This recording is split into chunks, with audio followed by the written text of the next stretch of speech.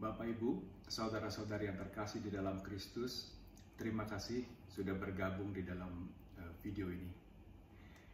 Untuk memulai video ini, mari kita sejenak berdoa memohon kepada Allah Bapa di surga. Atas nama Bapa dan Putra dan Roh Kudus. Amin. Allah Bapa di dalam surga, terima kasih Engkau izinkan kami bertemu di dalam video kali ini. Kami hendak belajar tentang firman-Mu ya Bapa. Bantulah kami, turunkanlah Roh Kudus-Mu atas kami, sehingga seluruh panca indera kami dapat terbuka dan kami dapat memahami firman-Mu. Semua ini kami tujukan untuk kemuliaan nama-Mu ya Bapa. Amin. Atas nama Bapa dan Putra dan Roh Kudus. Amin. Ya, Bapak, Ibu, dan saudara-saudari yang terkasih di dalam Kristus, saat ini kita masih mengkarantina diri karena memang kita dianjurkan untuk melakukan hal itu supaya memutus rantai daripada penyebaran virus corona. Jadi tetaplah di rumah, jaga kesehatan, jaga kebersihan, dan ikutin anjuran pemerintah. Di dalam video kali ini, saya akan menyampaikan pengalaman saya, yang mana pengalaman ini dimulai menjelang Natal kemarin. Video ini, maksud saya pengalaman saya itu tidak terjadi di dalam satu periode, tapi terjadi di dalam banyak periode, beberapa periode, yang cukup panjang kurun waktunya. Tapi saya tidak akan menceritakan detail daripada kurun waktunya supaya kita bisa fokus kepada pengalamannya. Ini adalah foto papa saya. Papa saya seorang kakek yang berumur 80 tahun. Beliau memang mengalami sakit jantung dan beliau sudah ada 4 ring yang dipasang di dalam jantungnya.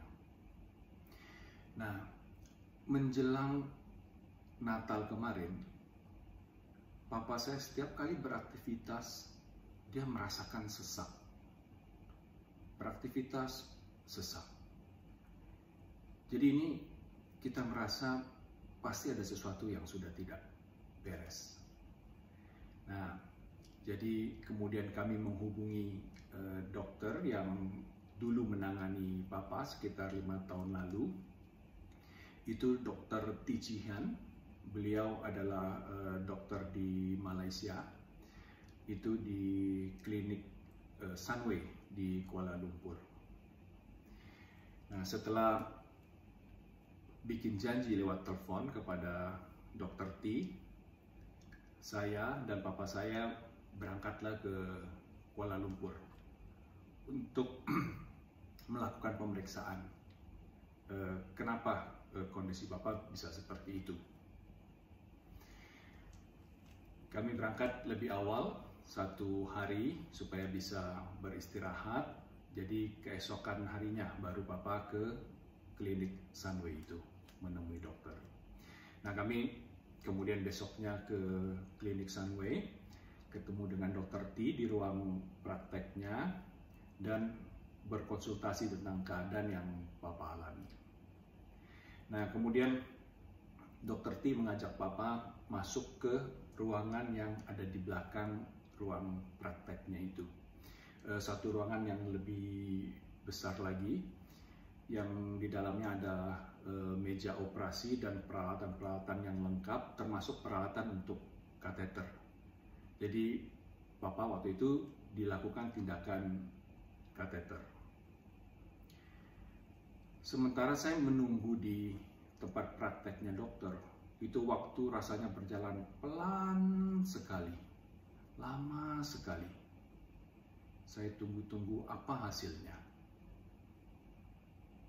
Kemudian dokter masuk ke ruangan praktek beliau dan bilang kepada saya, Anthony, ayo sini ikut saya ke dalam ruangan sebelah. Jantung saya langsung berdetak lebih kencang. Kalau dokter bersikap berseperti ini, rasanya sih ada sesuatu yang tidak beres. Saya ikut dokter T, masuk ke ruangan yang di sebelah dalam. Di situ ada layar monitor yang besar. Itu ada gambar hitam putih yang menyerupai jantung yang sedang berdenyut-denyut.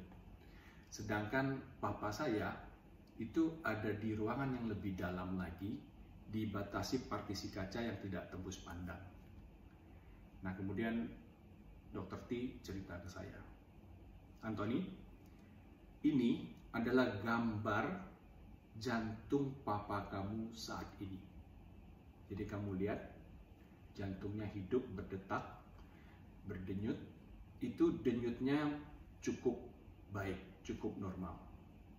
Nah, tapi kamu lihat kan, nih ada 4 ring yang sudah pernah saya pasang sebelumnya, lebih kurang 5 tahun yang lalu. Nah, di salah satu dekat ring ini kan ada yang warna hitam tuh. Nah, itu penyumbatan, Anthony. Nah, terus di nadi yang lebih besar, jalan darah yang lebih besar, itu juga ada yang hitam kan? Nah, itu juga penyumbatan, Anthony. Oke, Pak Dokter, kalau gitu apa yang harus kita lakukan? Begini, Anthony. Karena papa kamu sudah pasang 4 ring, secara medis tidak boleh dipasang lebih lagi ringnya. Dan mengingat kondisi papa kamu seperti ini, rasanya kita harus ambil tindakan yang benar-benar menyelesaikan dan membuat papa kamu bisa beraktivitas dengan baik kembali. Apa itu, Pak Dokter? Kita harus lakukan operasi bypass, Anthony. Hah? Operasi bypass? Lalu kalau menurut Pak Dokter, kapan dilakukannya? Begini, Anthony, sebaiknya besok kita lakukan. Besok, Pak Dokter? Saya bilang, sebentar Pak Dokter, sebaiknya saya diskusi dulu dengan Papa. Ya, kemudian saya keluar lagi ke tempat prakteknya Dokter T. Lalu oleh para perawat dan dokter, Papa ya dirapikan kembali keadaannya, dan Papa ikut lagi bergabung di ruang prakteknya Dokter T. Jadi kami di situ diskusi. Pada akhirnya kami berkesimpulan minta izin kepada dokter bahwa kami pulang dulu saja ke Indonesia. Jadi kami akan rembukan dulu dengan keluarga di Indonesia untuk kemudian memberi kabar lagi kepada dokter. Nah, Dokter T langsung menghubungi Dokter Hardip. Itu adalah dokter ahli bedah jantung yang ada di Sunway Hospital. Jadi berbeda tempatnya. Sunway Clinic itu tadi yang lebih kecil. Nah, Sunway Hospital itu yang lebih besar, yang punya peralatan lengkap dan seluruh tenaga medis ahli ada di sana. Nah, kami menunggu cukup lama di situ, di klinik itu ya, sambil ya kami makan di kafetaria dan segala macam. Lalu datanglah si Dokter Hardip. Dia menceritakan tentang proses operasi bypassnya itu, tentang lama waktunya, tentang resiko-resikonya, termasuk juga tentang biayanya. Nah, kami berterima kasih karena sudah dikasih informasi yang begitu lengkap. Kemudian ya kami kembali ke Indonesia. Saya tentu berdoa untuk kesehatan Papa setiap hari. Pada saat saya berdoa, selalu saya selipkan doa supaya Tuhan menjaga dan membantu Papa dalam masalah kesehatan ini. Nah, setelah kami bicara dengan Mama, bicara dengan adik-adik yang lain, sudah mantap kami untuk melakukan operasi bypass atas jantung Papa. Jadi kami menghubungi kembali Dr. Hardip untuk janjian lagi ke Kuala Lumpur untuk melakukan operasi bypass itu. Seperti sebelumnya, kami berangkat 1 hari lebih awal supaya ada waktu Bapak untuk istirahat sebelum operasi bypass itu. Nah, operasi bypass keesokan harinya dilakukan. Itu juga memakan waktu yang sangat lama. Itu sekitar 6 jam, 6 sampai 7 jam. Selama proses itu sangat tidak menyenangkan. Hati saya selalu khawatir, selalu gelisah. Andalan saya hanya melihat di monitor yang ada di ruang tunggu bahwa proses Bapak ini masih di tahap ini. Ya, memang harus seperti itu. Nah, selama proses itu saya juga berdoa supaya Tuhan melancarkan semua proses pengobatan Papa ini. Termasuk selama saya berada di Malaysia itu, saya juga selalu berdoa setiap hari, khususnya setiap pagi setelah saya bangun dari hotel dan menuju ke rumah sakit. Nah, proses operasi selesai setelah 6-7 jam itu. Kemudian Papa masuk ke ICU. Proses pemulihan itu sekitar 4 hari, lalu baru pindah ke kamar biasa. Tetapi Papa kelihatan lebih lemah daripada biasanya. Jadi raut wajahnya pun tidak secerah biasanya. Untuk melakukan gerakan-gerakan dia lebih sulit. Dokter maupun kami merasa ini mungkin bagian daripada proses pemulihan. Ya sudah, tidak apa-apa. Hanya memang waktu di ronsen, paru-paru Papa, dokter kasih lihat ke saya, dokter Hardip kasih lihat ke saya, ini Anthony, di paru-paru kiri yang bawah ini kamu lihat ada sedikit itu yang berwarna abu-abu. Nah, itu sepertinya ada cairan di paru-paru Papa kamu. Mungkin akibat dari pengobatan yang sedang dilakukan katanya. Jadi oke, nggak apa-apa, kamu bisa pulang ke Indonesia dulu. Saya kasih obat antibiotik yang dosisnya cukup tinggi untuk menghilangkan cairan itu. Ya, Bapak saya dan saya kembali ke Indonesia. Selama itu saya juga terus berdoa kepada Tuhan supaya Papa diberi kesehatan, diberi pemulihan yang sesegera mungkin. Tetapi kondisi Papa semakin lemah. Bahkan untuk jalan pindah dari kursi ke kursi misalnya, itu harus saya gendong gitu ya, harus saya angkat supaya mampu untuk pindah tempat. Dan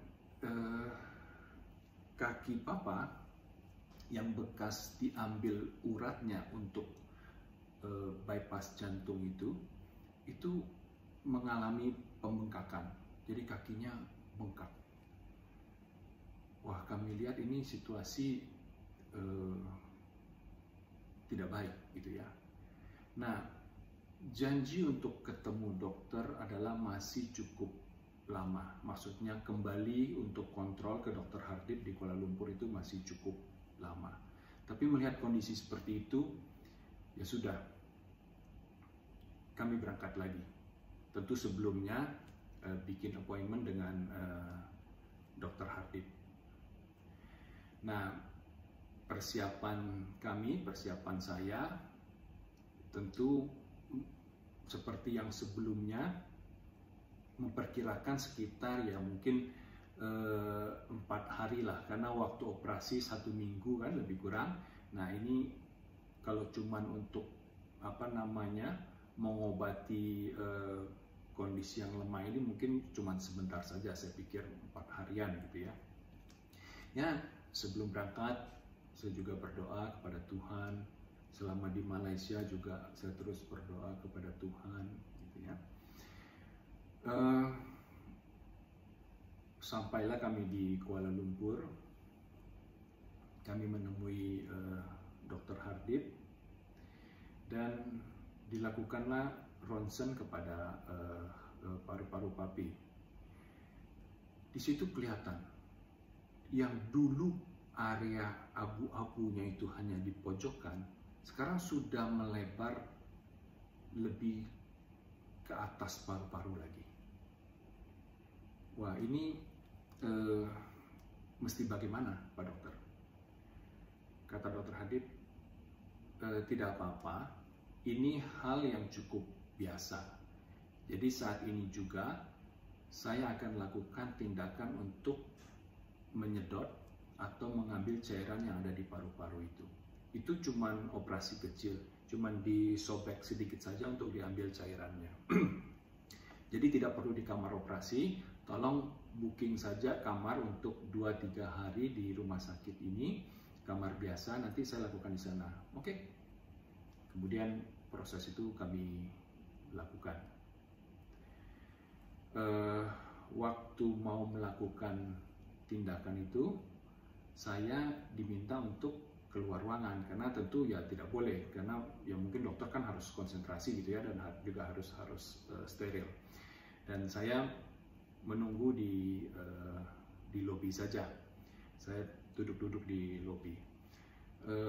Di rumah sakit besar seperti itu, apalagi saya sudah cukup lama bolak-balik ke sana selama pengobatan papa, itu kalau di lobi itu memang suasananya tuh sibuk sekali, semua orang sibuk gitu ya. Ditambah lagi suasana pengumuman dari speakernya tentang ini tentang itu segala macam, sehingga ya cukup bising di daerah lobi itu. Tapi ya nggak apa-apa, yang namanya juga harus menunggu gitu ya. Yang salah satu yang sering saya dengar, kadang-kadang saya dengar pengumuman misalnya tentang code blue. Nah itu code blue itu maksudnya ada kejadian emergency di suatu ruangan, jadi akan sebut code blue in room apa gitu ya. Nah itu berarti biasanya semua dokter langsung ke sana untuk melakukan tindakan. Ya seperti biasa di hari itu juga pas saya nunggu di lobi itu juga ada pengumuman seperti itu, code blue gitu ya, di room apa. Tapi ya saya tidak terlalu memperhatikan gitu.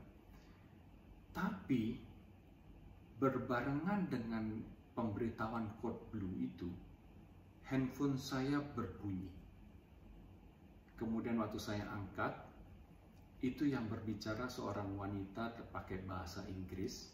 Dia bilang, "Anthony, ini suster kepala yang ada di kamar papa kamu. Kamu harus segera kemari, saya tunggu." Langsung badan saya lemes. Seluruh tubuh saya berasa dingin.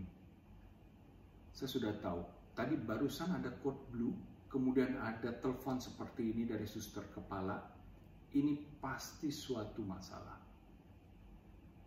Dengan sisa-sisa lemesnya saya tadi, saya lari ke kamar papa saya.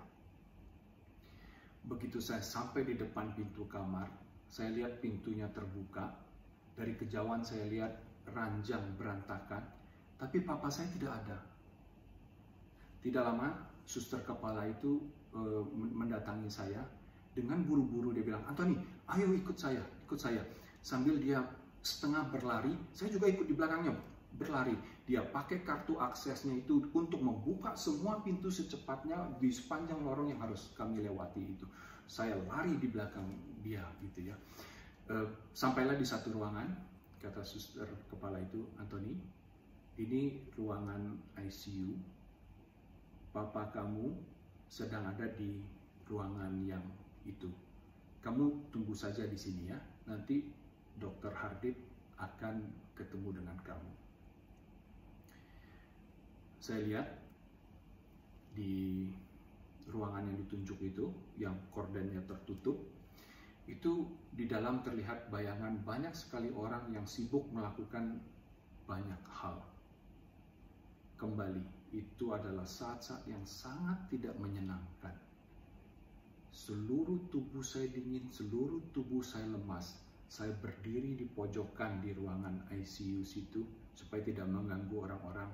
Tapi dengan perasaan yang tidak tenang saya berdiri di situ sambil terus memandang yang ruangan ICU yang Papa saya tempati itu. Waktu juga berjalan rasanya sangat lama pada saat itu. Saya tidak melihat jam. Mungkin sekitar 1 jam rasanya saya berdiri. Baru Dr. Hardip keluar dari ruangan ICU yang ditempati Papa saya itu. Dia bilang, Anthony, tadi waktu di kamar kita berhasil mengeluarkan cairan yang ada di paru-paru Papa kamu. Semuanya berjalan dengan baik, tetapi kelihatannya badan Papa kamu tidak cukup kuat pada saat tadi, sehingga kondisi dia drop dan di kamar tadi dia sempat pingsan, Anthony. Jadi kami bawa ke ruangan ICU ini karena HB-nya turun drastis sekali. Aduh, saya bilang. Terus kondisinya bagaimana, Pak Dokter sekarang? Papa kamu belum sadarkan diri, tapi kondisinya sudah stabil. Jadi saya harus bagaimana, Pak Dokter? Kamu tunggu saja, nanti sebentar lagi suster-suster dan para perawat yang lain setelah merapikan kamar ICU Papa kamu, kalau sudah dibuka kordennya nanti kamu bisa masuk. Ya, terima kasih, Pak Dokter. Begitu korden ruangan itu dibuka, saya masuk ke sana. Itu sungguh pemandangan yang sangat menyayat hati. Papa saya diam karena tidak sadarkan diri, sementara begitu banyak selang dan kabel yang masuk ke badannya, dan di sampingnya ada layar monitor yang kita lihat ada grafik-grafik itu, dan tubuh Papa saya seluruhnya dari ujung kepala sampai ujung kaki putih pucat, sudah seperti orang yang tidak ada darahnya. Saya bertambah lemes di situ. Ini sungguh-sungguh sesuatu yang sangat menghantam perasaan saya. Demikian berlangsung 1-2 hari. Papa saya masih dalam kondisi yang sangat lemah di ICU itu. Dan waktu saya konsultasi lagi dengan Dr. Hardip, bagaimana kelanjutan pengobatan ini. Jadi Dr. Hardip bilang, tentu harus kita tuntaskan sampai selesai, dan untuk itu diperlukan waktu 10 hari. Aduh Pak Dokter, 10 hari? Padahal persiapan saya hanya untuk 4 hari. Gitu ya. Tapi ya oke lah, karena memang ini untuk kesehatan, ya sudah, tentu harus diikuti. Cuman kan kebayang repotnya. Merubah jadwal bookingan hotel, merubah jadwal pesawat. Sampai-sampai istri saya, Feli, harus kirim pakaian ke saya. Dan saya harus minta izin kepada bos saya untuk mendapatkan cuti lagi 10 hari. Padahal waktu kemarin seminggu sudah saya pakai cutinya. Ya memang diizinkan karena emergency gitu ya. Tapi ya sudah, habis cuti saya dalam satu peristiwa itu gitu ya. Tapi nggak apa-apa lah. Semua itu memang supaya Papa sehat. Nah, begitu berlangsung 10 hari, saya harus tinggal di rumah sakit dengan seluruh perasaan yang was-was untuk terus menjaga Papa, dan kemudian setelah Papa sadar, membantu merawat selama di ruangan, dan itu berlangsung terus sampai kondisi Papa sudah cukup baik, lebih kurang di sekitar 10 hari itu, dan baru diizinkan pulang oleh dokter. Ya, sepanjang proses itu tentu saya berdoa kepada Tuhan supaya Papa dibuat sehat, dipulihkan, gitu ya. Dan sebelum kami pulang ke Indonesia juga, tentu saya juga berdoa. Nah, hari itu kami kembali ke Indonesia. Itu kami pakai AirAsia yang berangkatnya dari Terminal 2 Kuala Lumpur International Airport.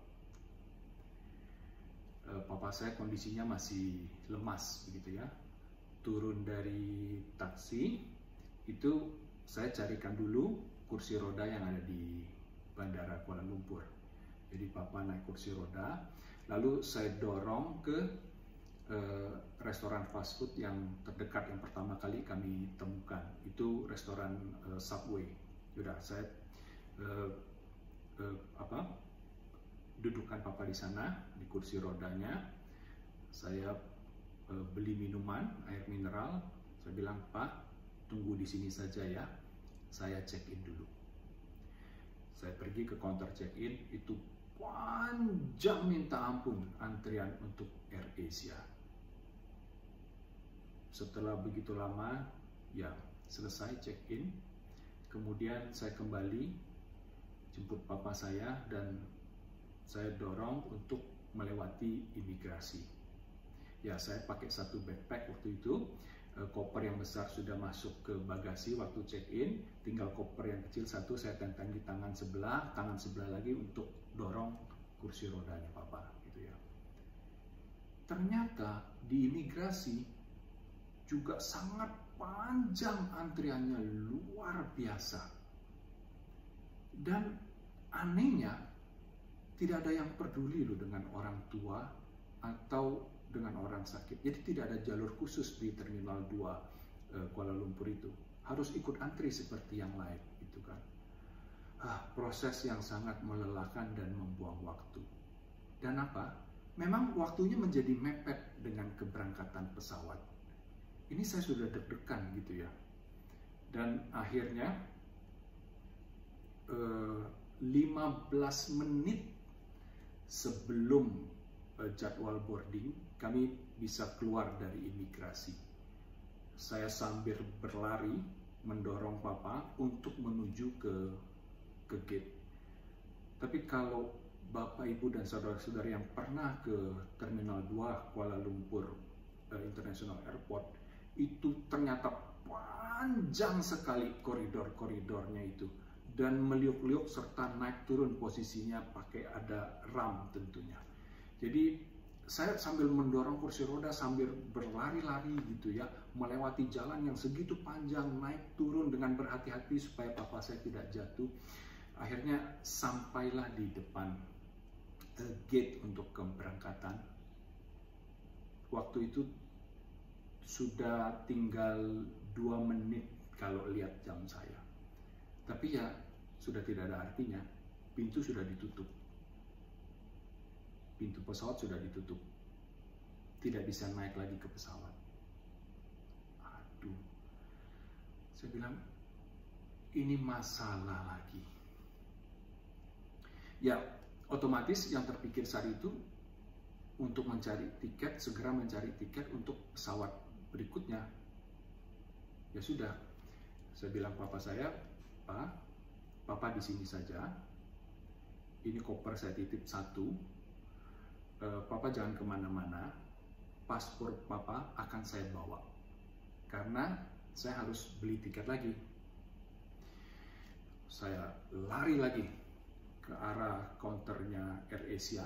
Kan di dalam ruang terminal itu ada lounge untuk yang AirAsia. Saya minta mereka bantuan supaya dicarikan pesawat berikutnya. Ya, mereka carikan dan ada alternatif 2 pesawat berikutnya. Tapi saya tidak bisa beli di situ. Belinya di mana, saya tanya mereka. Oh, Bapak harus keluar lagi ke tempat yang check-in itu loh. Nah, di situ kan ada counter untuk beli tiket, harus di situ. Hah? Jadi saya harus melewati imigrasi lagi? Iya, katanya. Terus bagaimana caranya? Ya, Bapak harus cari kepala imigrasinya, kasih tahu Bapak ketinggalan pesawat, minta izin untuk keluar lagi. Aduh, saya bilang, ya sudah, harus ditempuh. Saya ke kepala imigrasi, mencari yang mana orangnya, kemudian ketemu dan diizinkan. Di paspor saya ditulis bahwa saya ketinggalan pesawat dan mau keluar lagi gitu kan. Jadi saya keluar lewat jalur exitnya, saya harus ke tempat yang tadi saya check-in itu dan beli tiket. Di situ prosesnya juga tidak sebentar. Booking nama, lihat paspor, bayar pakai kartu kredit segala macam, itu makan waktu lagi gitu ya. Lalu setelah dapat tiket yang baru, saya tentu check-in lagi ke counter check-in. Yang petugas di counter check-in ngenalin saya. Loh Pak, kenapa balik lagi, katanya. Saya bilang saya ketinggalan pesawat, ini yang barunya untuk check-in. Oh ya, sudahlah, dia bantuin gitu kan. Terus dia tanya, terus papanya kamu kemana? Papa saya terpaksa saya tinggal di dalam. Tinggal di dalam terminal, tanpa paspor. Saya bilang, tolong jangan dipermasalahkan, tolong di check-in saja, biar saya bisa urus nanti segera untuk masalah keberangkatan. Ya sudah, dia bantu gitu ya, dan saya balik lagi ke imigrasi, ngantri lagi, panjang lagi, akhirnya bisa ngelewatin imigrasi, akhirnya bisa kembali ke gate yang tadinya saya meninggalkan papa saya di sana, gitu ya. Papa saya bilang, Anthony, saya lapar loh. Oke. Pak, pesawat kita berikutnya kita harus pindah gate, karena gate-nya bukan yang ini, tapi harus ke gate yang ada di seberang sana.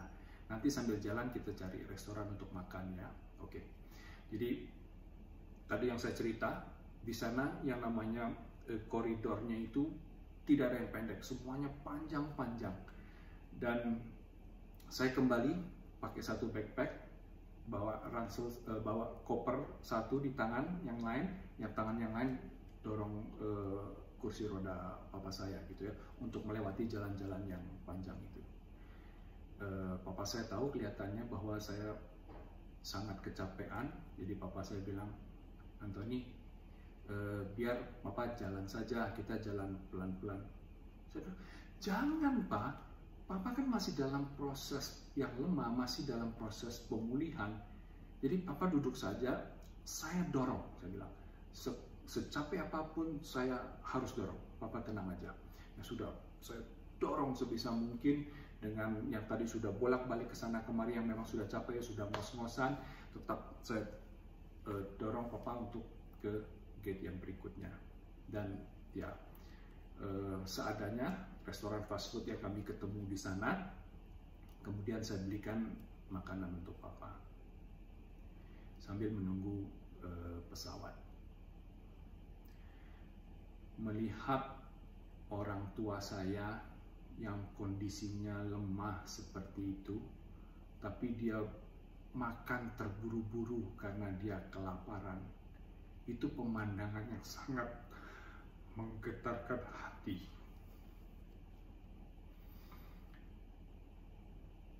Dan hari itu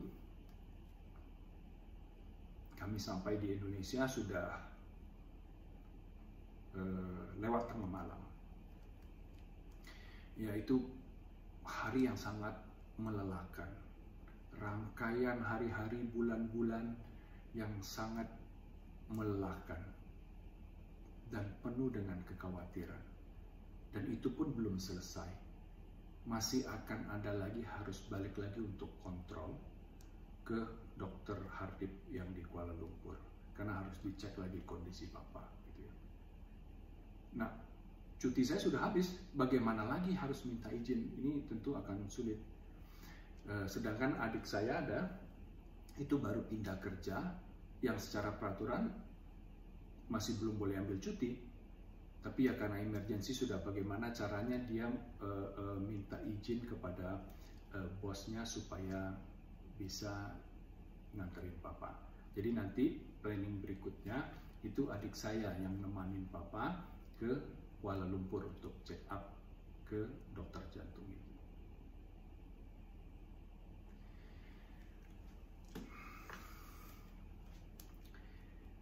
Dari seluruh rangkaian pengalaman saya itu, saya jadi bertanya, saya begitu rajin berdoa. Setiap hari saya berdoa untuk kesehatan Papa, untuk seluruh proses pengobatan berjalan dengan lancar. Tapi tidak dilancarkan. Begitu banyak pencobaan-pencobaan di dalam proses itu. Lalu, untuk apa saya berdoa? Apa gunanya saya berdoa? Tuhan tidak peduli. Tuhan tidak mendengarkan doa saya. Tuhan tidak mengabulkan doa saya. Sehingga apalah artinya saya berdoa? Untuk apa saya berdoa?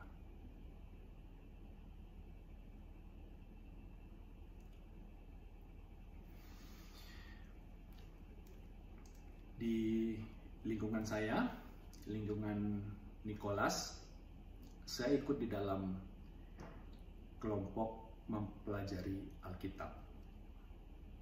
Kebetulan bulan kemarin kami menyelesaikan belajar tentang Injil Lukas. Ada yang saya pelajari, yaitu Lukas 18 ayat 1 sampai dengan 8. Di situ Tuhan Yesus memberikan perumpamaan tentang di sebuah kota yang ada hakim yang tidak takut dengan siapapun, bahkan tidak takut dengan Allah, gitu ya. Juga ada seorang janda di kota itu yang tidak punya apa-apa, tapi harus terpaksa membela dirinya sendiri dalam suatu perkara. Dan dia terus-menerus datang kepada hakim itu untuk minta agar haknya dibela.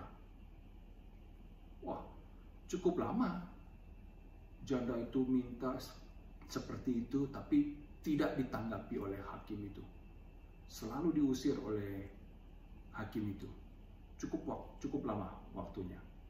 Sampai suatu saat si hakim berpikir di dalam hatinya, kalau tidak saya bantu, ini dia akan datang terus-menerus, janda ini, untuk meminta pertolongannya.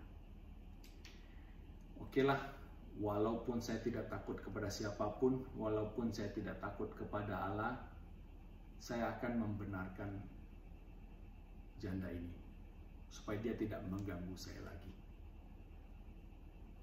Nah, lebih kurang seperti itu perumpamaan yang Tuhan Yesus sampaikan di dalam Lukas 18 ayat 1 sampai dengan 8. Apa yang hendak Tuhan Yesus sampaikan dengan perumpamaan ini? Itu ada di dalam ayat 1 dan 2 ayat yang terakhir, yaitu ayat 7 dan ayat 8.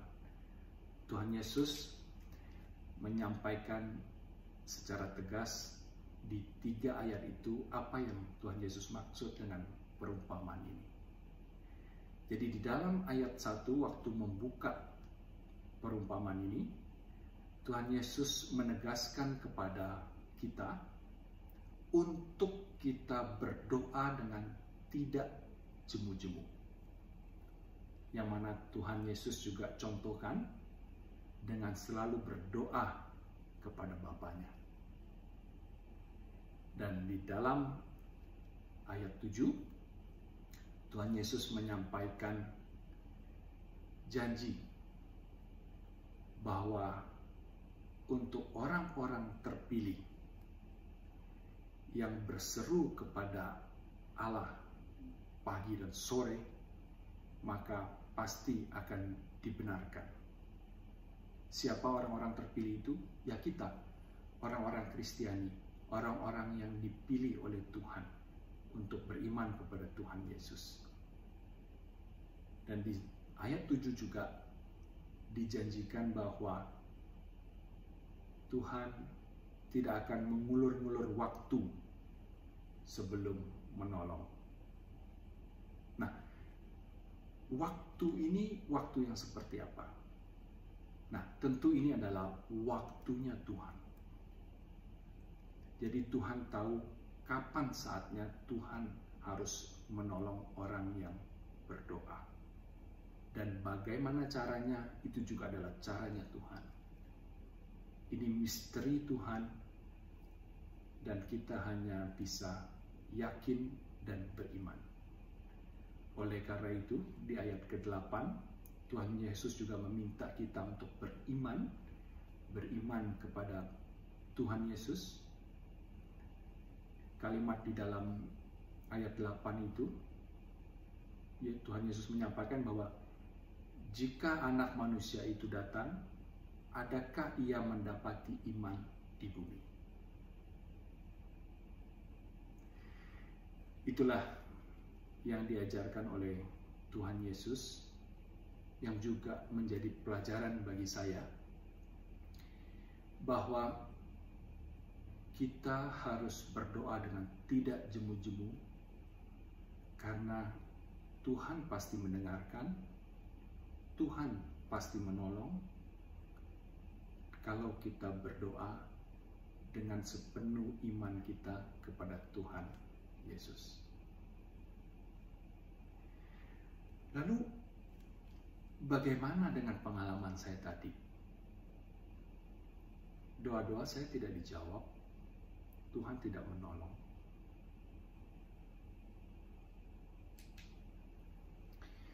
Jadi melanjutkan pengalaman saya tadi, setelah itu adik saya yang membawa papa kontrol ke Dr. Hardip di Kuala Lumpur, hanya 3 hari waktu itu. Jadi semua kondisi baik, kondisi jantung papa baik, yang bekas jahitannya juga semua baik, paru-paru yang tadinya ada air juga sudah tidak ada lagi, dan papa dan adik saya sesuai rencana bisa segera kembali ke Indonesia. Dan minggu berikutnya, setelah papa saya dan adik saya itu kembali ke Indonesia, disitulah seluruh dunia menutup lalu lintas manusia karena ada pandemi corona. Lihat, luar biasa kan pertolongan Tuhan, yang tadinya saya kira Tuhan tidak mendengar, ternyata Tuhan punya caranya, Tuhan punya waktunya untuk menolong, untuk menjawab doa saya. Coba bayangkan, kalau seluruh proses pengobatan ini belum selesai pada saat itu, dan harus berhadapan dengan wabah corona, bukannya semua akan bertambah kacau, akan menjadi masalah. Jadi sangat luar biasa, persis sebelum terjadinya wabah corona, Tuhan izinkan papa saya untuk pulih dan sembuh sehingga tidak perlu lagi kembali ke dokter. Luar biasa pertolongan Tuhan. Sehingga saya menjadi malu kepada saya, kepada diri sendiri, maupun kepada Tuhan. yang sempat menyaksikan apa gunanya saya berdoa. Ternyata Tuhan mendengarkan doa saya. Tuhan menolong saya. Tuhan menolong papa saya. Tapi cara menolongnya, waktu menolongnya, cara menjawab doa saya, waktu menjawab doa saya, itu semua adalah caranya Tuhan dan waktunya Tuhan. Kita bertugas hanyalah untuk tidak jemu-jemu berdoa.